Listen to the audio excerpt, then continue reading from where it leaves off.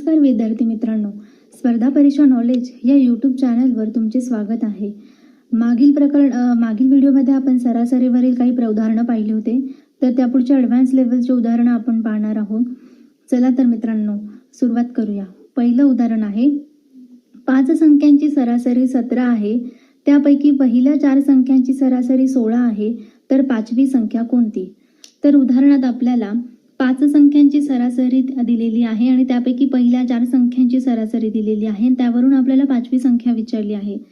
तर संख्या आणि सरासरी दिलेली आहे, तर आपण अशा प्रकारे लिहूया.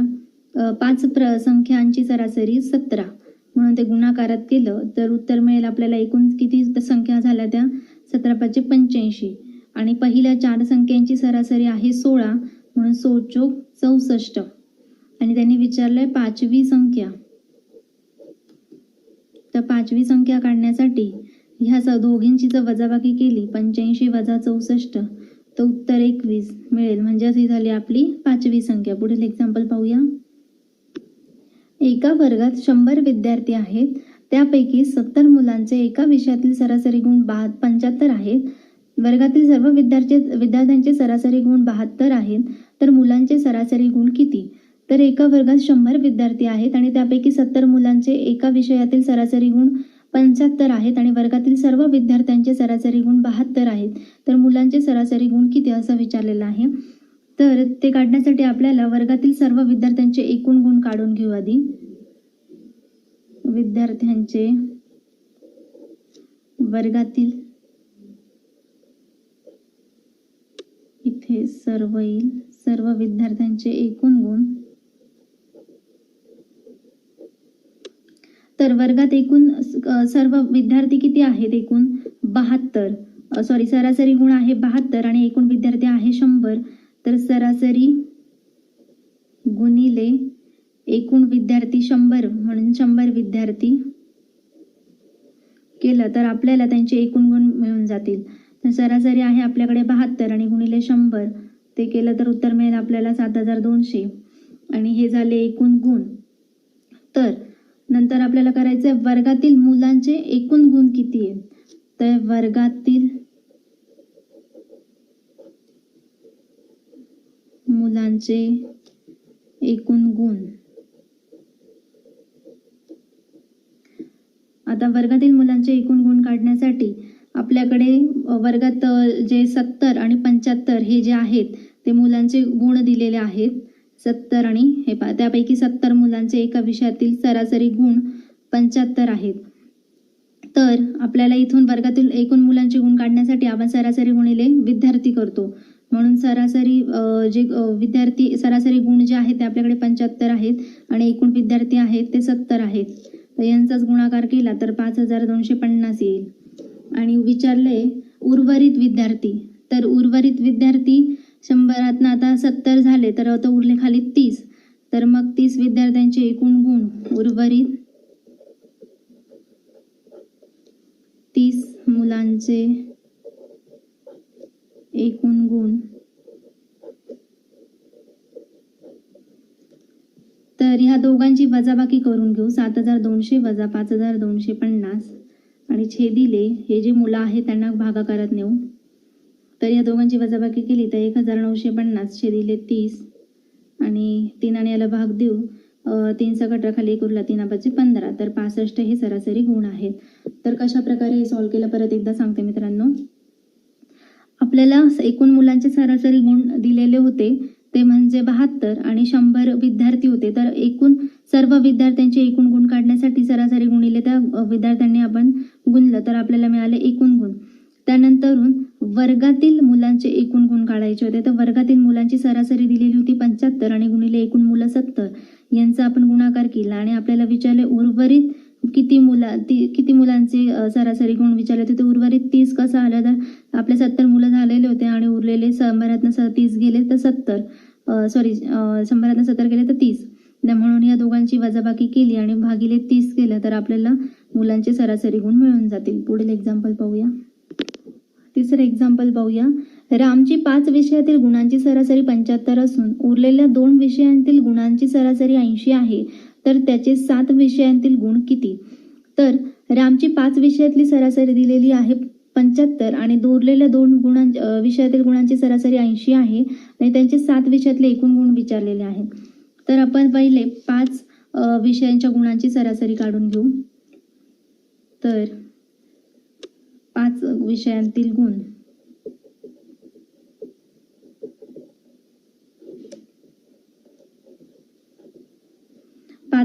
गुण काढण्यासाठी आपल्याला 5 विषय गुणिले जी सरासरी दिलेली आहे 75 या दोघांचा गुणाकार केला तर 375 आणि हेच आपल्याला 5 विषयातील गुण मिळतील. त्यानंतर उरलेल्या 2 विषयांची सरासरी दिलेली आहे आणि त्यावरूनच आपल्याला उरलेल्या 2 विषयांचे गुण काढता येतील. 2 विषयांचे गुण.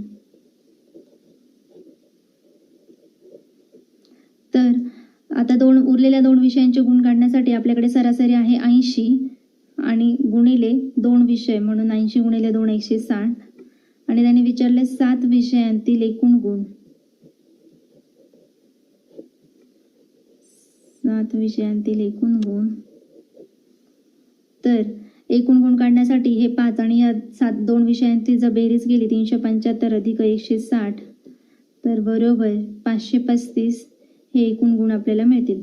तर मित्रांनो, आपल्याकडे 5 विषयातील गुण काढण्यासाठी आपल्याकडे सरासरी होती 5 विषयांची 75 आणि 5 विषय म्हणून गुणाकार केला तर आपल्याला 375 मिळेल. उरलेल्या 2 विषयांसाठी 80 ही सरासरी गुणिले ते 2 विषय केले तर 160 आणि आपल्याला विचारले 7 विषयांतील एकूण गुण किती. तर त्यासाठी या दोघांची जर बेरीज केली तर आपल्याला एकूण गुण मिळून जातील. पुढील एक्झाम्पल पाहूया. मराठी व हिंदीचे सरासरी गुण 90 आहेत. हिंदी व इंग्रजीचे सरासरी गुण 80 आहेत. मराठी व इंग्रजीचे सरासरी गुण 80 आहेत. तर मराठीचे गुण किती. इथे आपल्याला 2 विषयांची मिळून एक सरासरी दिलेली आहे. तर त्यावरून आपण सरासरी दिलेली आहे तर त्यावरून आपण एकूण गुण काढू शकतो. तर मराठी आणि हिंदी यांचे सरासरी गुण, तर इथे लिहूया मराठी आणि हिंदी. तर यांची सरासरी दिलेली आहे आपल्याला 90. तर आता याच्यावरून आपण एकूण गुण काढूया. तर एकूण गुण होतील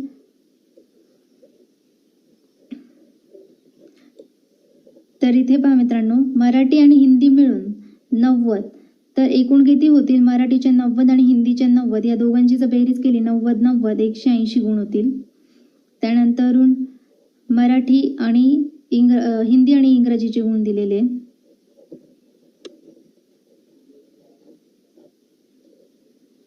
हिंदी आणि इंग्रजीचे गुण दिलेले आहेत 80. सरासरी दिलेली आहे. त्यामुळेच आपण एकूण गुण काढू. 80 अधिक 80 बरोबर 160 आणि मराठी आणि इंग्रजी 80 सरासरी म्हणून 80 अधिक 80 160 या सगळ्यांची बेरीज केली तर आपल्याला 500 उत्तर मिळेल. आणि त्यांनी सांगितले नुसते मराठीचे गुण किती. तर या सगळ्यांची जर बेरीज केली आणि बरोबर एकूण गुण केला तर आपल्याला मराठीच्या विषयाचे गुण मिळून जातील. तर 2 इथे का घेतला तर मराठी 2दा, हिंदी 2दा आणि इंग्रजी 2दा. त्यामुळे 2 कॉमन काढून घेतला आणि मराठी हिंदी अधिक इंग्रजी बरोबर आहे 500 गुण. तर मराठी हिंदी इंग्रजी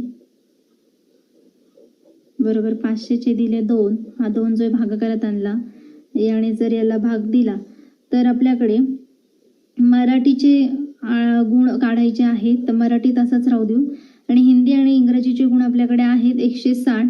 तर 160 लिहून घेऊ आणि 2 आणि याला भाग दिला तर 250. म्हणून मराठी बरोबर 250 वजा 160 बरोबर 90 हे झाले मराठीचे गुण. तर काय केलं मित्रांनो, आपल्याकडे मराठी आणि हिंदीची सरासरी होती त्यावरून आपण एकूण गुण काढले. एकूण गुण काढण्यासाठी आपल्याला मराठीचे 90 आणि हिंदीचे 90 दोघांची बेरीज केली तर 180 मिळेल. त्यानंतर किंवा तुम्ही असंही करू शकता 90 गुणिले 2 विषय आहेत म्हणून गुणिले 2 केला तर 180. त्यानंतर 80 गुणिले 2 160 या सरासरीवरून आपण गुण काढले. त्याचप्रमाणे मराठी इंग्रजीचे काढले. आपल्याला विचारलंय फक्त मराठीचे गुण. तर 2 वेळेस रिपीट झालेले आहेत सब्जेक्ट त्यामुळे आपण इथे 2 कॉमन घेतला. त्यांची बेरीज केली बरोबर 500. तर हा 2 जो गुणाकारात होता तो भागाकारात जाईल आणि त्यानंतर हिंदी आणि इंग्रजीचे जे मार्क्स होते ते आपण इथे टाकले, त्यावरून मराठी या सब्जेक्टचे मार्क्स आपल्याला मिळून गेले. पुढील एक्झाम्पल पाहूया. 9 संख्यांची सरासरी 58.11 आहे. पहिल्या 3 संख्यांची सरासरी 57.13 असून शेवटच्या 5 संख्यांची सरासरी 59.27 आहे. तर चौथी संख्या कोणती?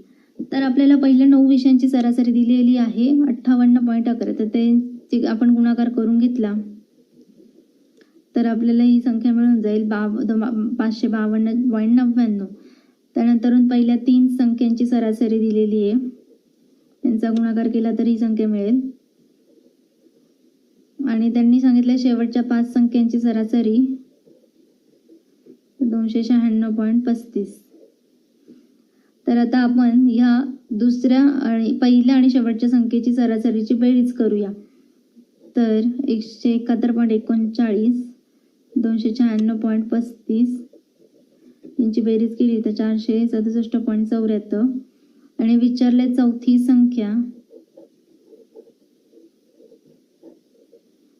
चौथी संख्या काढण्यासाठी आपल्याला पहिल्या 9 संख्यांच्या सरासरीमधून ही जी संख्या आहे तिला वजा करावं लागेल. तर 522.99 वजा 467.74 बरोबर 55.25 हे उत्तर आपल्याला ही संख्या मिळून जाईल. पुढील एक्झाम्पल पाहूया. गणेशला 3 परीक्षांमध्ये 100 पैकी 65, 70 आणि 72 असे गुण मिळाले. 4 परीक्षांचे सरासरी गुण 75 आहेत. तर चौथ्या परीक्षेत किती गुण मिळाले? तर 3 परीक्षांमध्ये त्याला 100 पैकी 65, 70 आणि 72 असे गुण मिळाले. 4 परीक्षांचे सरासरी गुण 75 आहेत आणि त्याला चौथ्या परीक्षांचे किती गुण मिळाले हे विचारलेलं आहे. तर आपण त्याचे 3 परीक्षांचे एकूण मार्क्स काढू. पहिल्या 3 परीक्षांचे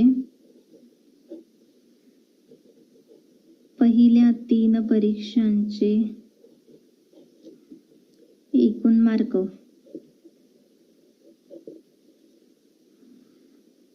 तर 65 अधिक 70 अधिक 72 उत्तर मिळेल तुम्हाला 207. त्यानंतर 4 परीक्षांचे सरासरी गुण 75 आहेत. तर त्याचे आपण एकूण मार्क काढू. 4 परीक्षांचे एकूण मार्क तर 4 परीक्षा त्याला गुणिले सरासरी दिलेली आहे 75, याने त्याला मल्टिप्लाय केलं तर 300 उत्तर मिळेल. आणि आपल्याला विचारलंय किती गुण मिळाले. तर गुण बरोबर या दोघांची जर वजाबाकी केली 300 वजा 207 उत्तर मिळेल 93. हे त्याला एवढे गुण मिळाले. पुढील एक्झाम्पल पाहूया. 3 संख्यांची सरासरी 22 आहे. पहिल्या संख्येपेक्षा दुसरी संख्या 6ने कमी व तिसरी संख्या 9ने जास्त आहे. तर पहिली संख्या कोणती? तर आपल्याला 3 संख्यांची सरासरी दिलेली आहे आणि पहिली संख्या ही दुसऱ्या संख्येपेक्षा 6ने कमी आहे आणि तिसरी संख्या 9ने जास्त आहे. तर पहिली संख्या कोणती? तर ती संख्या जी आहे ती आपण x मानूया. पहिली संख्या जी आहे ती x मानू. तर त्यांनी सांगितलंय दुसरी संख्या जी आहे ती 6ने कमी आहे पहिल्या संख्येपेक्षा. मग पहिली संख्या जी आहे ती x तिच्यापेक्षा 6ने कमी आहे म्हणून x वजा 6 आणि तिसरी संख्या ही 9ने जास्त आहे म्हणून x अधिक 9. तर त्यांनी विचारलंय पहिली संख्या कोणती आणि आपल्याला सरासरी पण दिली आहे 22. तर आपण त्यांची सरासरी काढून घेऊ तिन्ही संख्यांची. तर x अधिक x वजा 6 अधिक x अधिक 9 हे दिले 3 आणि सरासरी दिलेली आहे 22. आता 22 त्रिक 66 हा भागाकारातला गुणाकारात जाईल आणि इथे x अधिक x अधिक x 3x आणि वजा 6 अधिक 9 म्हणजेच अधिक 3. तर 3x आहे तो इकडे आणूया आणि याला इकडे वजा करूया. 66 आपण असं करू 66 आणि हा वजा 3 इकडे आणूया आणि 3x तिकडे राहू देऊ. तर 66 वजा 3 केलं तर आपल्याला 63 मिळेल आणि x याला गुणाकारातनं भागाकारात आणूया. तर उत्तर आपल्याला 3 2 6 आणि 3 1 3 म्हणजेच x बरोबर 21. तर ही झाली आपली पहिली संख्या. तर मित्रांनो पहिली संख्या विचारलेली होती आणि आपल्याला ती संख्या माहीत नव्हती म्हणून ती आपण एक्स मानली. त्यानंतर दुसरी संख्या जी 6ने कमी म्हणून एक्स वजा 6 लिहिलं. तिसरी संख्या ही 9ने जास्त म्हणून एक्स अधिक 9 लिहिलं. तिघांची सरासरी काढली आणि तीच त्याच्यावरून आपल्याला पहिली संख्या मिळाली. अशा प्रकारे एक्झाम्पल पाहिलं. पुढील एक्झाम्पल पाहू. 3 वस्तूंची सरासरी किंमत 15,000 रुपये जर त्यांच्या किमती 3:5 आणि 5:7 या गुणोत्तरात असतील तर सर्वात स्वस्त वस्तू किती किमतीची असेल. तर आपल्याला 3 वस्तूंची सरासरी किंमत दिलेली आहे 15,000 आणि त्यांच्या वस्तूंच्या किमती ह्या गुणोत्तरात दिलेल्या आहेत आणि त्याच्यातली सगळ्यात स्वस्त वस्तू जी आहे कमी किमतीची ती आपल्याला विचारलेली आहे. तर ह्या प्रकारच्या उदाहरणांमध्ये काय करायचं मित्रांनो, 3 वस्तूंची सरासरी किंमत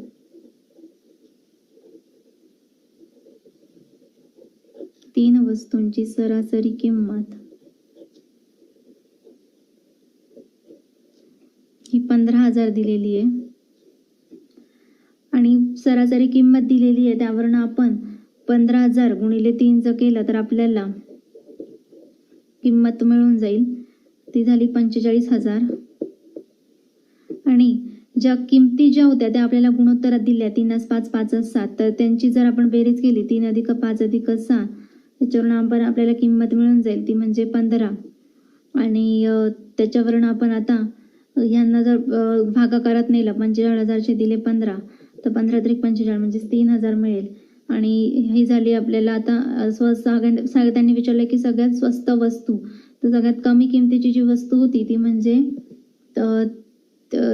3 ही जी आहे सगळ्यात कमी वस्तू म्हणून 3 गुणिले 3,000 केलं तर उत्तर मिळेल 9,000. ही आपली सगळ्यात स्वस्त वस्तू असेल. पुढील एक्झाम्पल पाहूया. 16 वस्तूंचे सरासरी वजन 32 आढळले. पुन्हा तपासणी केली तेव्हा 2 वस्तूंचे वजन अनुक्रमे 34 आणि 26च्या ऐवजी 24 आणि 16 असे नोंदवलेले आढळले. तर दिलेल्या पर्यायातनं अचूक सरासरी निवडा. तर 16 वस्तूंचे सरासरी वजन 32 आढळले आणि दुसऱ्यांदा चेक केल्यानंतर ते वजन 32 आणि 26च्या ऐवजी 24 आणि 16 असं आढळलं. तर आपल्याला सरासरी विचारलेली अचूक सरासरी. तर त्यासाठी आपण पहिले सुरुवातीच्या 16 वस्तूंचे एकूण वजन काढूया. 16 वस्तूंचे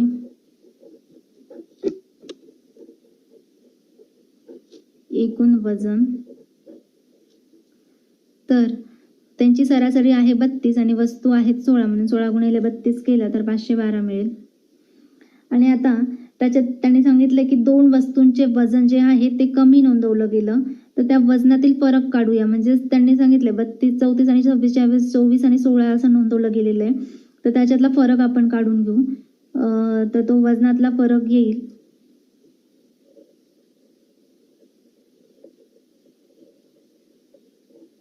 वजनातील फरक 34 वजा 24 आणि वजा 26 वजा 16. तर याला सॉल्व केलं तर 34 वजा 24 10 आणि वजा याला पण याच्यात वजा केलं तर 10 मिळेल. इथे फरक काढायचा आहे. इथे बेरीज केली तर उत्तर मिळेल 20. म्हणजेच मूळ वजनात 20 एकक वजन कमी मोजले. म्हणजे जे ऍक्च्युअल वजन होतं त्याच्यात 20 एककने कमी मोजलं गेलं. म्हणून आता अचूक सरासरी काढण्यासाठी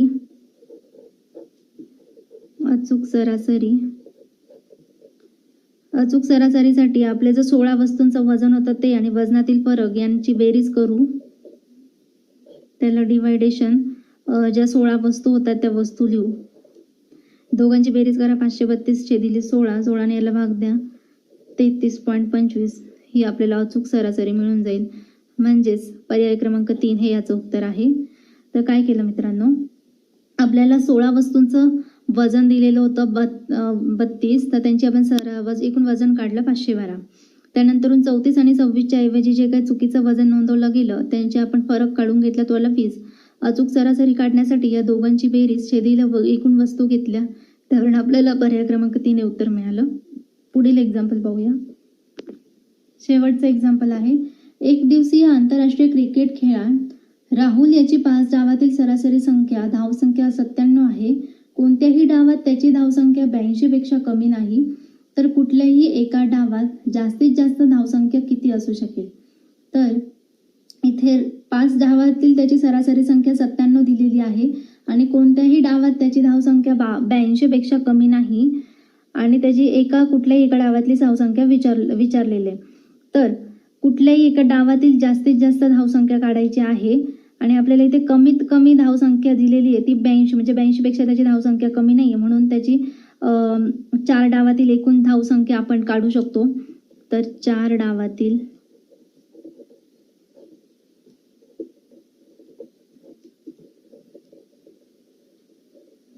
एकूण धावसंख्या, तर त्याची धावसंख्या 82 पेक्षा कमी नाहीये, म्हणून आपण ती 82 मानून घेऊ कमीत कमी धावसंख्या. आणि 82 गुणिले 4 केलं तर आपल्याला 328 मिळून जाईल. ही 4 डावातील त्याची एकूण धावसंख्या झाली. त्याच्यानंतरून आपल्याला सांगितले 5 डावातील धावसंख्या दिलेली आहे. 5 डावातील धावसंख्या ती दिलेली आहे 5 आणि धावसंख्या आहे 97. या दोघांचा गुणाकार करून घेऊ. उत्तर मिळेल 485. ही झाली 5 डावातील धावसंख्या. आता त्यांनी सांगितलंय की कोणत्याही एका डावातील जास्तीत जास्त धावसंख्या. तर एका डावातील